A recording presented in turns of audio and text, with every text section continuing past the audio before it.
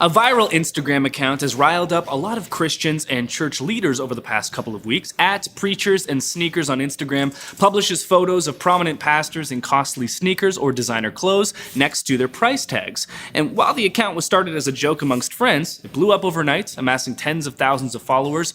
So what should we make of all of this? Well, you're in the right place, because by the end of this video, you'll know why God works in mysterious colorways. Well, hey there, and welcome to Pro Church Tools, the show that helps you share the message of Jesus while we navigate the biggest communication shift in 500 years. I'm your host, Alex Mills, joined as always by Brady Shearer. Alex, a viral Instagram account has happened within the church world, and I don't know, when were you made aware of it? Do you remember? Well, this would have been maybe just less than 2 weeks ago. I think by that time it had maybe just shy of 20,000 followers, and as of today, it has about 97,000 followers. This has all happened very quickly. By the time you're watching this, it'll surely be 100,000 followers on Instagram and beyond. I was notified of it pretty early. I think it was only 2,000 followers when someone in Pro Church Nation You're an early adopter. Right, because they know how much I love shoes, because that's what this account is about. It's @Preachers and Sneakers on Instagram. And basically the account was started by a guy who's going by the pseudonym Tyler Jones, because he's remaining anonymous. Started the account, his personal safety. Thank you. Started the account, in his own words, as a joke amongst friends. Sure. It's a guy that likes sneakers, knows about sneaker culture, which we'll talk about in a little bit. Well, I heard that he actually made a post on his personal account about sneakers and saw that it was engaged with like really, really well. He's like, oh, there might be something here. So then he started an account and devoted that account entirely to this. And the account is all about revealing, exposing, sharing photos of prominent pastors wearing expensive shoes, wearing some Gucci gang, and then screenshotting the pastor in their clothing and or sneakers next to the price tag online. And it has got a lot of people in their feelings, a lot of people worked up. And again, when you read about Tyler Jones's origin story and why he started this account, he said, look, I was just starting it to, poke some fun, have some fun, get these jokes off. A couple laughs. But with the overnight success and the way that this has resonated with Christian culture as a whole, it's starting to pose a lot bigger questions than just, that's kind of funny. Sure. And if you're listening to this episode or watching on YouTube, you may be thinking like, how could you be outraged about what pastors are wearing on their feet? And if you don't know anything about shoe culture, you may not know what some of these shoes are going for on the secondary market. When these shoes are put up for sale on retail, they'll go for $150. They don't really often look like anything special to someone who doesn't know anything about shoes. But what happens next is within seconds, all of these shoes are bought up by sneakerheads, and then they're resold for hundreds, if not thousands of dollars. So if you're just at church and your pastor's teaching and he could be wearing what you think are a basic pair of Nikes, but now that this Instagram account is here and exposing what they're actually worth, there's a lot of internet outrage from people who would have never known what these shoes are worth. Yeah, and a lot of the time it's really hard to know which sneakers are going to be super expensive and which ones won't. I don't know if anyone can see this. The shoes I'm wearing right now, these are Air Jordan 1s. Okay. They're the royal blue colorway, and they cost about 85 Canadian dollars. Sure. They are probably the most affordable Jordan 1s. They're the first pair that I ever bought, and they're so affordable because nobody wants them. I have several other pairs of Jordan 1s, the identical shoe, so the first Nike release shoe partnered with the Air Jordan brand, that they're the identical shoe, just slightly different colors, that cost 10 to 20 times more than this shoe. And that's what makes this so bizarre, because when these shoes are released, like Alex said, they are sold for a reasonable price. Yeah, like any shoe you'd buy in the store. But they only release a certain amount, and then everybody wants them because of scarcity. Of course. And then they're sold for outrageous amounts on the secondary markets. And so there's a couple of different examples within this Instagram account. A lot of it is shoes that were a normal price, released by Nike, that then became ridiculously expensive. Right. But then there are instances of designer gear that like some retail for outrageous prices. At the end of the day, they're selling for about the same amount. Some because of scarcity, others because the retail mark is just that much from the beginning. I grew up playing basketball in the city of Toronto. And so from a young age, I loved the NBA and especially sneakers. So I'm growing up when Allen Iverson is playing. He's revolutionizing the game. We're all wearing shooting sleeves. We don't know why, but they look cool. Yeah, these aren't doing anything for me. I'm still shooting 18% Dad, there's from the compression line. sleeve. It's important. It compresses. Son, what does that do? Don't worry about it. And I remember falling in love with sneakers. Vince Carter is wearing Nike Shox when those come out. I remember Tracy McGrady, ex-Raptor. He went to the All-Star game, and he had a pair of shoes that were like these bright reflective blue, but they had another colorway that was bright reflective red.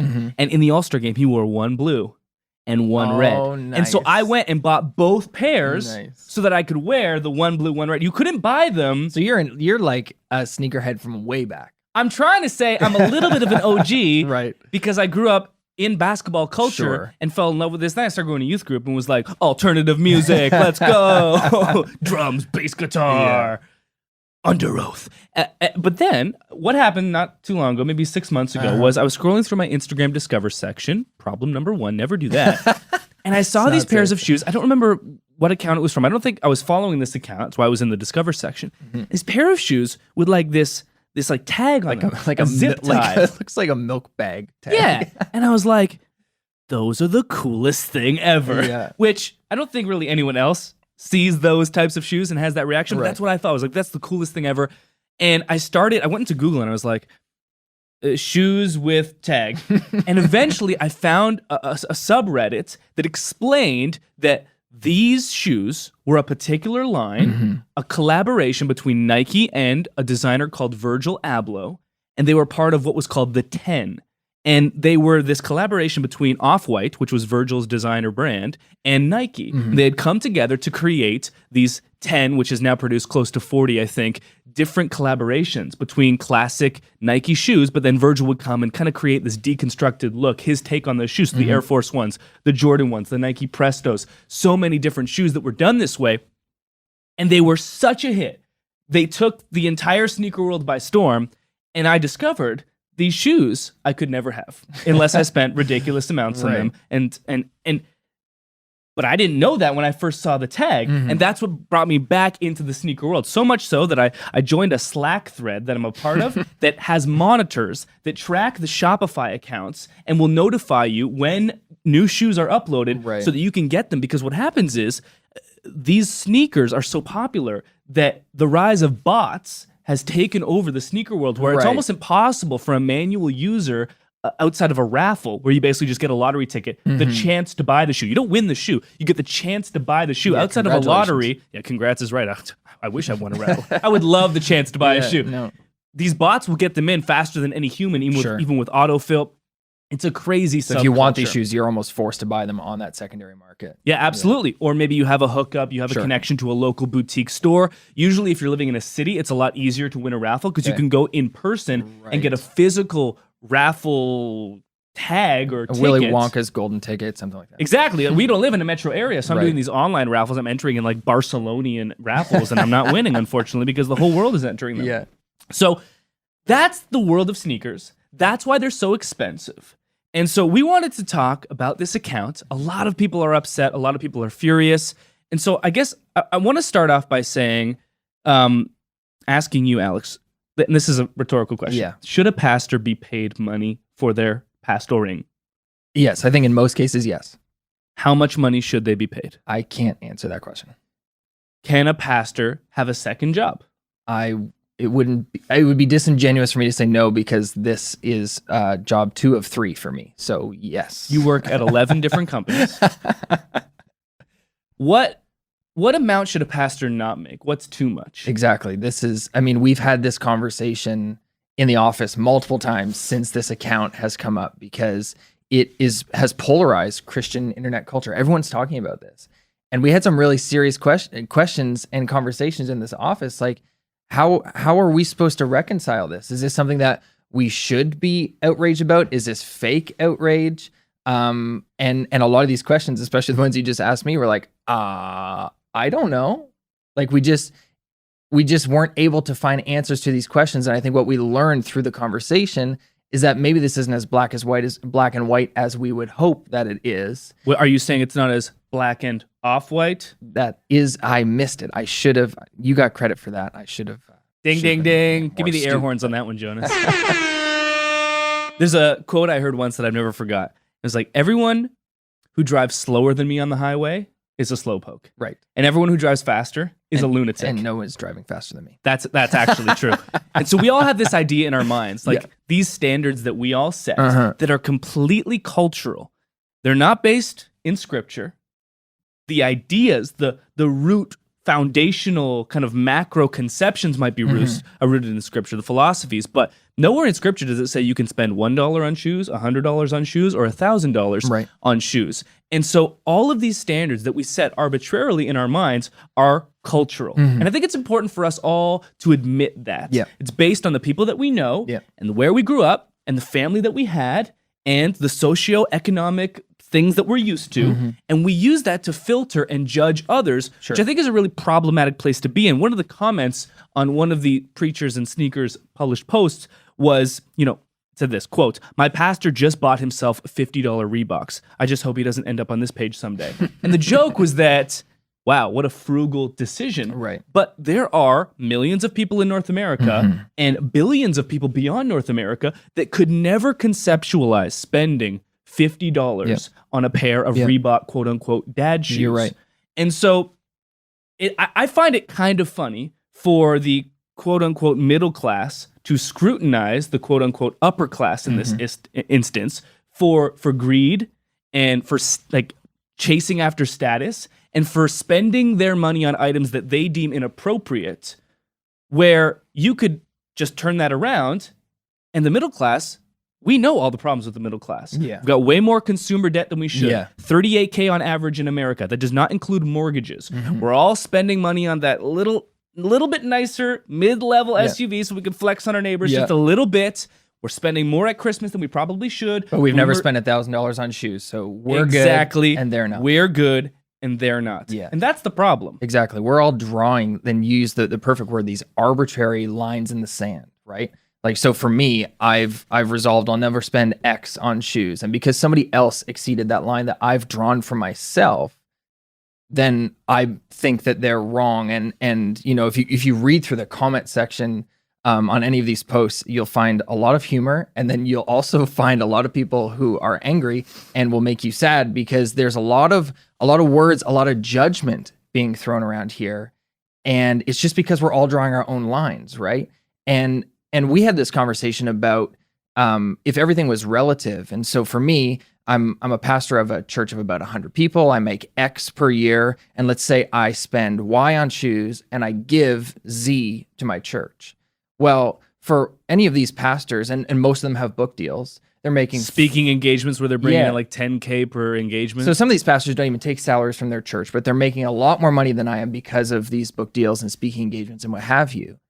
So they spend X on shoes, which is, 10 times more than what I would spend on shoes. But what if they're giving 20 times more than I am away to the poor? And what if they're, 40 times more generous with their finances and their time than I am? And if everything was relative, then we would see that, maybe just because this person is spending outside of my means doesn't mean that they're wrong or sinning. And maybe this count has served as a bit of parody, as a bit of humor, but I think it's done something very important and exposed kind of this bent we have to judge other people, especially online, right? Yeah. Like people that we don't know, it's so easy to jump in the comment section and throw the proverbial stone. But if you think about where we get that phrase, throw the first stone from, it's that story of Jesus where a bunch of religious people had decided that this woman was wrong, she had sinned, and she deserved to be judged. And Jesus says, okay, go ahead. You who is without the sin, throw the first stone. And so this account has sparked some internet outrage, and we've had lots of great conversations about it. But what if it can serve an opportunity for all of us to look inwardly and say, why am I so quick to judge these people online that I don't know? Why am I so quick to say that this is wrong without first looking inwardly and saying, how am I stewarding what I have?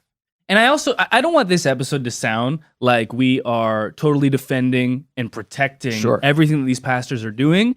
The thing is, I don't know any of these pastors personally. Yeah. I don't know them. And so my guess would be that they're taking modest salaries from their churches and that they have been wildly successful in the independent brand game. And I know that some of them have TV deals, book deals. They're doing tons of speaking. And so my guess would be that they're making a modest income from their church, and they're bringing in a ton from extracurricular activity. Now, of course, it would be naive of us to completely separate that extracurricular activity because they got the status and prominence and thus these deals because of their roles in churches. And so that's where things become a bit murky. Like I said, I don't know any of these people personally. There was one comment that really stood out to me on one of the posts that said, "Man, I can't thank you enough for this account. God, how does any minister of the gospel truly think it's okay to promote such materialism like all of these pastors? It's beyond me." So I go to this person's account. They're a pastor. And one of the first photos I see is them on stage in someone who buys a lot of clothes. What I would guess is more than $100 easy. Their shirt, jeans, and shoes combined. Now, that's an assumption on my part. Spend a lot on clothes. I think that's probably what they were spending. They could have got it all secondhand, potentially. There's a lot of photos as well on this person's account of traveling, very nice locations. And it got me thinking, how could a pastor promote this type of materialism? It's beyond me. And to me, that's such a good example of log in my own eye, can't get the speck in somebody else's eye.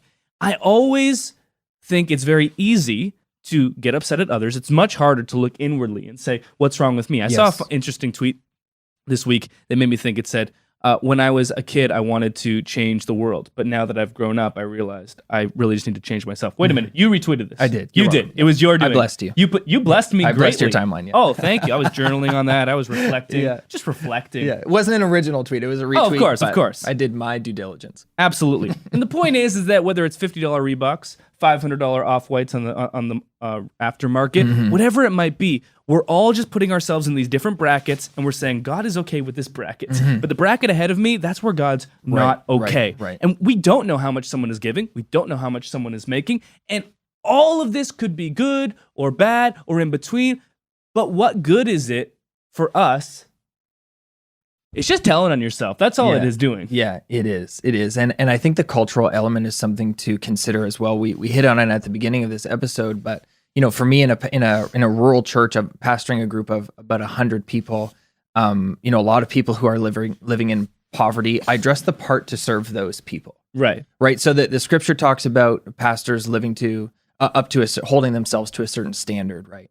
And that scripture has been thrown around a lot in this James conversation. 3:1. Like, you're going to get ridiculed a lot more. You probably shouldn't be a teacher because you're going to get a lot more criticism. Yeah, and so everyone thinks they know what that standard is. But for myself, I'm setting that standard based off of the group of people that I'm leading. But if I lived in LA or lived in Miami and pastored a church the size of Church Home or the size of Chad's church, I would have to dress almost a different part because I would be leading a different type of person. I'd be leading a different type of community in a different culture.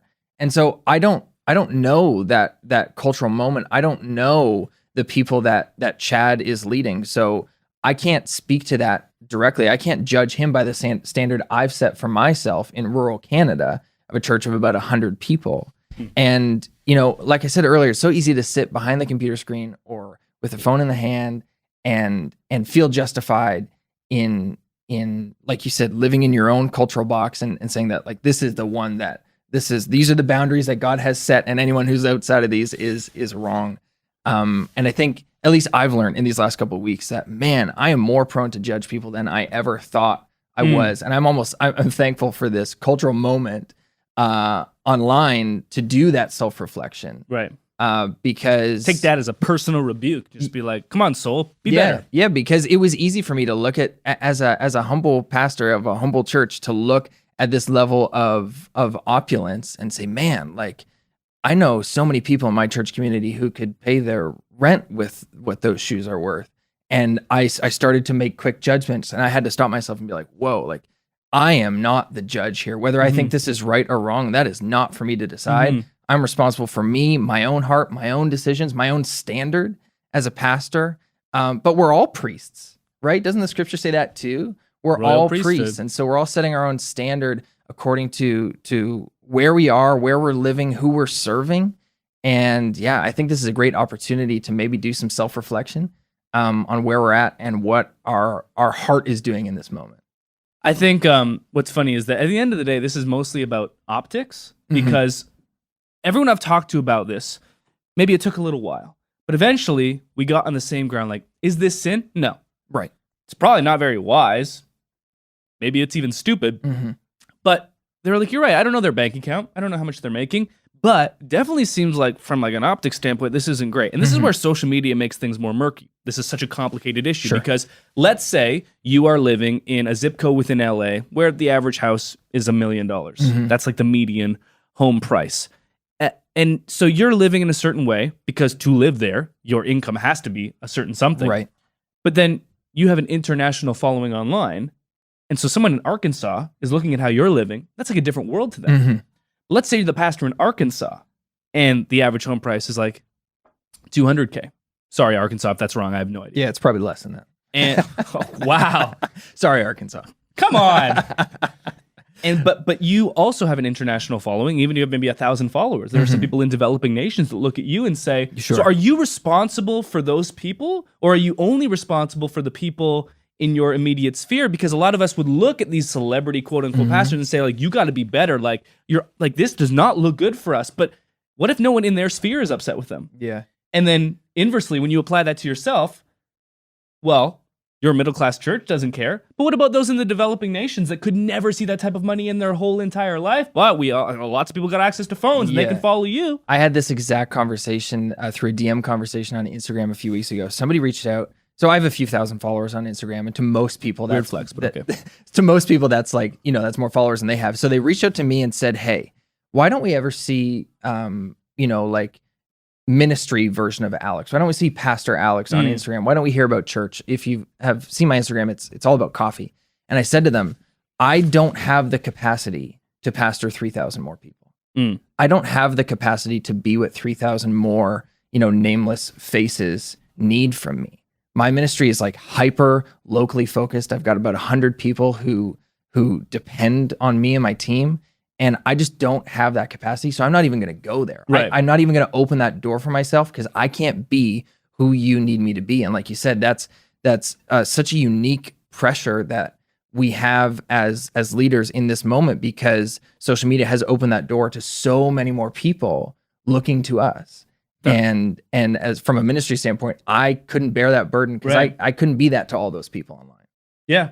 And that's like when we say living through the biggest communication shift in 500 years, it has implications that we are not prepared for. Yeah. No one's prepared for. And then something like this happens, and we're like, how do we navigate this? I don't know. It's never happened before. Yeah. This is a new problem. Yeah. I just wanted these shoes. Now I'm in trouble. Here's another comment I got from a friend of mine. It said, "I do think there's something to the issue of church leaders playing into the fashion culture, which is 100% materialistic.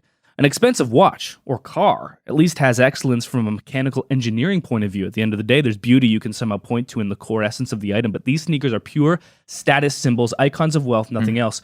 I didn't include this part of the quote, but he goes on to say, he's like, Yeezys are ugly, man, and they ain't comfy. So this isn't even about the aesthetics. Right. And I would disagree here, because if you're going to say that an expensive car or a watch has some type of mechanical engineering point of worth to it, then clothes have to as well. I mean, I was drawn to these clothes because of that zip tie, which I thought was very cool. I thought from an artistic standpoint, that was great. When you think about the Off-White collaboration, the whole idea behind the brand and behind this collab was, what if we released shoes that looked like they were in their archetype kind of point of the production process? So like a lot of the lining is exposed, and there's these deconstructed elements, and people resonated with that in a huge way. There were some Nike releases recently, these mid 77 Blazers or 77 Blazers, and they had that same kind of like deconstructed, you could see some of the foam. I got those shoes. They were like $90 Canadian, but I loved them because of that deconstructed look. Yeah. And so to say that, a car at least has a purpose to drive, like clothes have a purpose to, wear. What I think is funny is, like, remember when everyone used to wear like suits to church? Like a pastor, if he wasn't wearing a suit, your Sunday best. Like your Sunday best. But somehow this is like different. Like we had that that conversation in our church, because that's the church culture I grew up in. And I was starting to be involved in ministry, and I looked around, and a lot of the leaders were still wearing suits, and I stopped wearing my Sunday best because I didn't want to set myself apart from the people who were attending my church. I wanted to look more like them. So I had to intentionally dress down from what I was culturally told I had to wear to church to look more like the people who belonged to my church. So we had to go through that.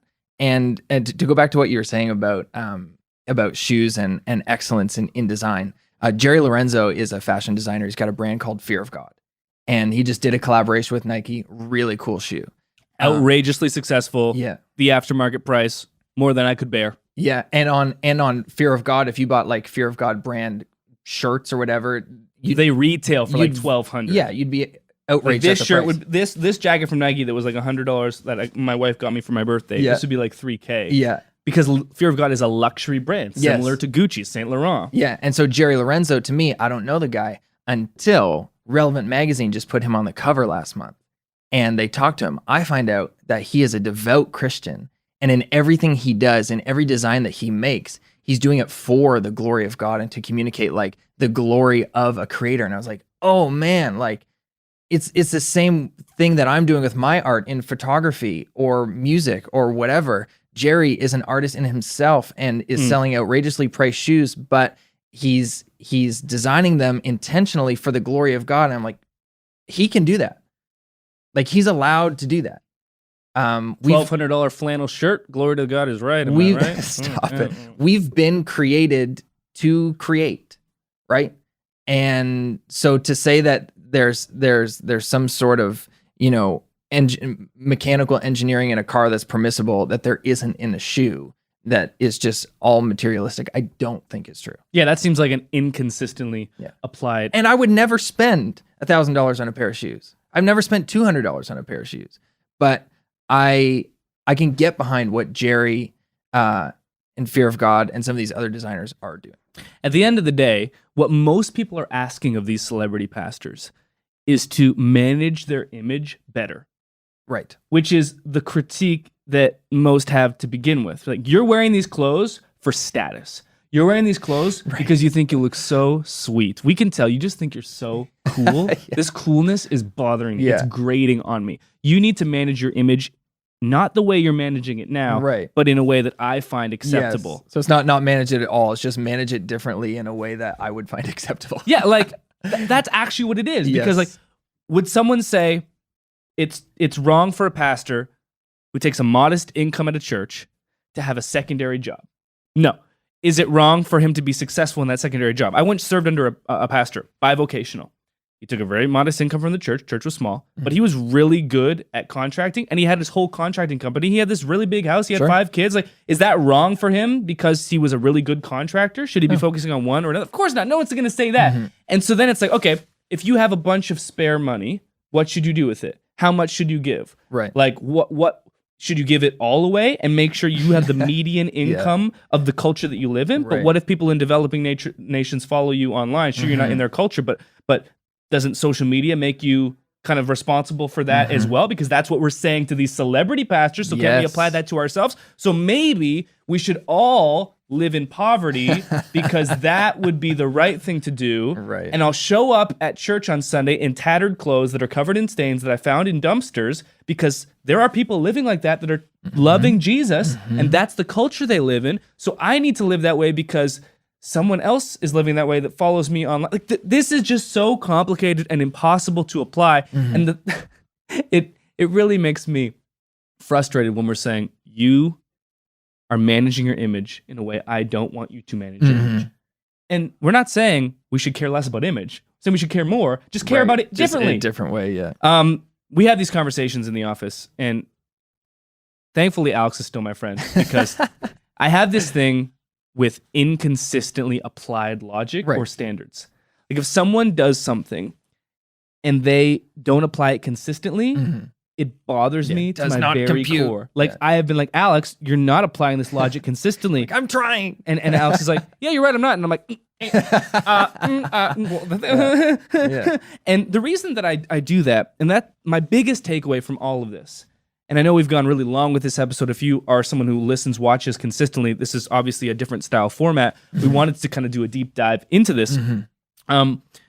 If you're gonna apply logic inconsistently, it's bothersome to me, because when I grew up, I was handed in church and in youth group perfect theology. Sure. Systematic theology, in fact. That was in a perfect box, and everything was neatly packaged and every critique and problem and what I perceived to be inconsistencies or contradictions was like, no, we have an answer for everything. It's black and white. There's an answer for everything until there isn't. Yeah, and then that, as an adult in the real world, it just didn't work out the way that it was promised to work out. And one of the analogies that I always use for this is like, when you're a kid, I have a 4-year-old daughter, and every time she goes near the stove, I tell her, don't touch the stove. It's hot. You don't touch the stove. Don't touch the stove. And when she grows up, I will then tell her, you are now old enough and mature enough to touch the stove. Not only can you touch the stove, but the stove can be used to do amazing things. Not only can you touch the stove, but you can't eat without the stove. So. And once you know how to use the stove properly, you can use it to just do amazing, beautiful things. And the problem with theology that is that simple and that black and white is that it's basically just saying, don't touch the stove. Don't touch this. And then someone else tells you, I touched the stove. Yeah. And look what all I did. Look at all these great things I did by touching the stove. I got an episode on Chef's Plate. And then you're like, what? Chef's Table. But I was told not to touch the stove. And so the problem is that the reason I get to the root of inconsistently applied logic is that whenever I realize, because we all do it, the point I'm trying to make, wow, I can't say this at all. The point I'm trying to make is that none of us can apply logic consistently. No. It is impossible. And once we realize that, it forces us to look inward and realize our own fallibility and our own error. And then hopefully that opens the door to more empathy and grace to those around us. That's it. That's what this, I think that's what this is all about. I think this is an incredible opportunity for self-reflection, for self-inspection. And you said it perfectly, Brady, to do that work inward so that we can open ourselves to realize that other people are going through the same stuff and having the same problems. And it turns us into a more empathetic person and a more graceful person and a less judgmental person and someone who's not always on the lookout for the sin in other people, but first willing and courageous enough to do the work on yourself so that you can identify with other people, just like Jesus did with us, right? And it became one of us so that he could identify with our brokenness, with our mess. I mean, that's Christ likeness. And if that's not what this is all about, then I don't know what it is. I'm going to close with just a couple of stories of real pastors I know. One of them, he works at a church of a couple thousand, and him and his family make 6 figures, not from the church, but because he freelances on the side doing creative work, hustles. And what him and his family love to do is go on these like lavish vacations, not necessarily spending on crazy hotels, things like that, but like every year they're going to some international destination. And everyone knows how expensive travel is. And so if you only looked from the outside, you'd be like, I tithe to this church. This is my pastor. Why is he always going on these expensive vacations? Yeah. But maybe what you don't know is that he actually like has a student living in his house full time who's an international student, you know, who's kind of like building with them, but actually like paying rent so that he can, offset some of his mortgage costs. And he's doing all this creative work so that he can make the money to go on these vacations. It's all separate from church. I know another pastor lives in a modest home, drives a modest car. He just put in a hot tub. People in his church might look at that hot tub and they'd be like, wow, you're really different from me. Right. We all have our own things. Maybe you spend a lot on coffee. Maybe you love to golf. Maybe you love sports. Whatever it is, pastors that love to bike and they have a $10,000 like bike. That's probably a thing, that's right? A thing. Fishing equipment that's like outrageously expensive. Is fishing a thing? I feel like you're calling me out on a lot. Well, the problem is that you literally have me out on a lot of things. You like all the things. Yeah, you're like expensive, like competitive swimming type of like, whatever it might be. Yeah, and all of this is us saying those people that are above us are wrong, and not realizing that there are people below us that think the same thing. Sure. And if we could all stop thinking these things about others and look inwardly and apply grace and empathy while still getting off these jokes. Yes. I don't know how you're going to transition to these jokes, but I think they're worth it. Oh, right. Some good comments that we came across on the Preachers and Sneakers account. Bad and bougie? More like God and Gucci. Anytime you hear the word like white as snow, like I know anything, that's where you take white, you substitute for off-white. Yeah. You know, how can my sins be, scarlet red when Jesus has already washed them as off-white as snow? And finally, my favorite. Please don't do it. You're a Gucci father. That's who you are. Sing it out. Come on. I will not sing that. You will not sing it out. But we will see you on another episode. Give us your feedback on this episode. We know it was long form. We know it was different. You know, I don't know how you felt. Like, this is way longer than we normally talk. I'm kind of sweating. I'm not really used to it. This is way longer than we intended to talk on this, but I do love it because I love doing the 10-minute episodes, but it's hard to say everything that we want to say in those episodes. That's why we never go 10 minutes or less. Yeah, and a lot of these, I think this gives us an opportunity to really take a deep dive into some really important things that are going on in church culture, and then also have maybe a deeper, more meaningful conversation from this point forward in the comments or wherever you can find us. We can continue to have this conversation, these long form conversations. So let us know what you think. Did you like it? Did you hate it? That seems like opening a can of worms I'm not ready to. It's black or white. Did you like it or hate it? We'll see you next time. If you made it to the end of this video, you are a hero. Yes. But you could still do more. Subscribe. And you're not quite done. After you've done that, go ahead and like this video. Thanks as always.